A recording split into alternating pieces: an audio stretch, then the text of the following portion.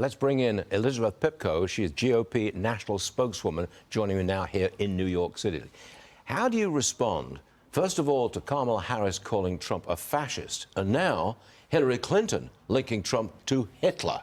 Yeah, let me tell you, Stu, you found the right person to yell about this, right? I'm a practicing Jew, an Orthodox Jew, and I'm also the daughter of immigrants from the former Soviet Union. Okay. My parents were Jewish refugees from Russia and Estonia. I know fascism all too well. I also know, obviously, unfortunately, all too well what happened during World War II and what we need to know about Hitler. I think it's an embarrassing attempt to try to sway the momentum to her when we know the American people know better and she knows better. But it's also so disrespectful, so insulting to so many of us. We know what happened on July 13th. We know that this rhetoric can be so dangerous. Donald Trump almost lost his life. Corey Compritor, an innocent American, did in fact lose his life. And it's also disrespectful. So it's inflammatory. It is, but I also want to mention anti-Semitism is skyrocketing in this country and around the world, especially in this last year under Kamala Harris and Joe Biden. So to say something like this, knowing that fact, knowing that she's responsible for that, is incredibly disrespectful. When you're losing in an election, you're getting down to the wire, the last desperate tactic is to call your opponent Hitler. Right, and that's exactly not what the just first time, right, that they've done this to Donald Trump. Not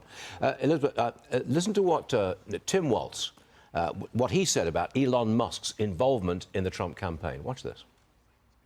You got Elon Musk prancing around on stage offering $1 million to people or whatever. He knows what he's doing. I think that's a North Carolina term too, right? That was a Minnesota term, and I called him a dip because that's what it is.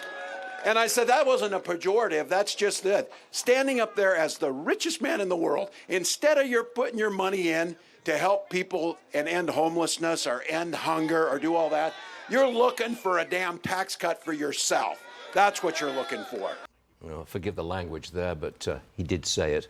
How many voters do you think Musk will bring to the Trump campaign? Quite a few, actually. Look, they say courage is contagious. I think it's unfortunate that it might take some courage in America in 2024 to support a political candidate. But Elon Musk talked about how difficult it was to come out and say that he's a Trump supporter and what it took to bring him to this side. There are fundamental American values we all used to share, right? Freedom of religion, freedom of speech, standing against censorship, so many different things that, unfortunately, I don't think the Democrats stand for anymore. Pride in our country, right? Wanting immigrants to come here, but to come here the right way and to still put Americans first.